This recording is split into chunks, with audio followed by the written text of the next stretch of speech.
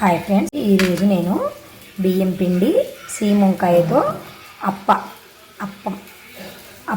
అప్పం ఏమైనా అనొచ్చు చేసి చూపిస్తాను. ఎలా చేసుకోవాలో ప్రాసెస్లోకి వెళ్ళిపోదాం ఫ్రెండ్స్. మేమైతే సీమంకాయ అంటాము, మీరు ఏమంటారో నాకు తెలియదు. ఈ సీమంకాయను పైనంతా చెక్కు తీసుకొని పెట్టుకున్నాను. తురుముకోవాలి. సన్నగా తరిగిన పచ్చిమిర్చి, సన్నగా తరిగిన ఆనియన్స్, సన్నగా తరిగిన అల్లం ముక్కలు. ఇలా తురుముకున్న ఈ తురుమును తీసి ఒక గిన్నెలో వేసుకుంటున్నాను.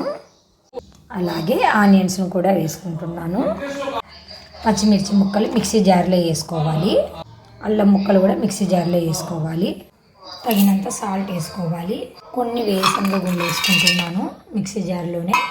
వీటిని మిక్సీ పట్టుకోవాలి. తగినంత బియ్యం పిండిని వేసుకోవాలి.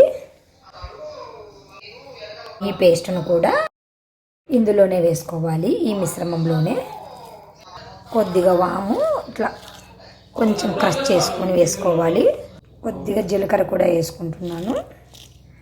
వేసుకొని బాగా అంతా కలిసేట్టుగా కలుపుకోవాలి. ఫస్ట్ ఇలాగంతా కలుపుకున్న తర్వాత వాటర్ ఎక్కువ పట్టవు. ఈ చెమ్మ ఉంటుంది కదా, కాబట్టి చూసుకొని జాగ్రత్తగా వేసుకోండి. కొద్దిగా వేసుకోండి.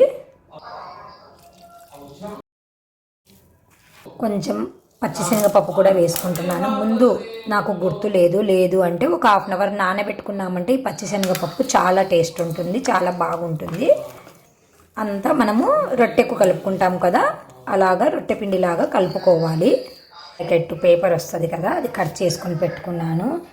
కొద్దిగా ఆయిల్ అప్లై చేసుకొని ఇలా ముందు మనం కలిపి పెట్టుకున్నాం కదా, ఇందులో నుంచి ఇలా ఈ సైజు పిండి ముద్దను తీసుకొని ఇలా అంతా ఒత్తుకొని తర్వాత స్టవ్ పైన పెన్నం పెట్టుకొని వేడి చేసి పెట్టుకున్నాను. ఈ అప్పను పెన్నం పైన వేసుకోవాలి. ఇలా వేసుకున్న తర్వాత పెన్నం పైన రెండు వైపులా బాగా గోల్డెన్ బ్రౌన్ కలర్ వచ్చేంత వరకు కాల్చుకోవాలి. అటు ఇటు ఒక్కొక్క స్పూన్ ఆయిల్ వేసుకొని బాగా కాల్చుకోవాలి. ఇట్లా ఒకవైపు కాలాక ఇంకొక వైపుకు తిప్పుకోవాలి. చాలా టేస్ట్గా ఉంటాయండి, చాలా బాగుంటాయి. మీరు కూడా తప్పకుండా ట్రై చేయండి. ఈ వింటర్లో వేడిగా ఇలాంటి డిఫరెంట్ ఐటమ్స్ అన్నీ మనం చేసి పెడితే పిల్లలు కూడా చాలా ఇష్టపడతారు. కాబట్టి కొద్దిగా ఓపిక తెచ్చుకొని బయట ఫుడ్ మానుకొని ఇలాంటివి చేస్తూ ఉండండి ఫ్రెండ్స్. ఇలా రెండు వైపులా కాల్చుకున్న తర్వాత సర్వ్ చేసుకోండి ఫ్రెండ్స్. ఇది పెరుగుతో అయినా తినొచ్చు. మనము కారం వేసాం కాబట్టి ఏం కారం అక్కర్లేదు. అల్లం వేసాము, కారం వేసాము కదా, పచ్చిమిర్చి, కాబట్టి పెరుగుతో పెట్టుకోవచ్చు. లేదా నెయ్యి, గట్టిగా ఉన్న నెయ్యితో అయినా కూడా తినొచ్చు. చాలా టేస్టీగా ఉంటుంది ఫ్రెండ్స్.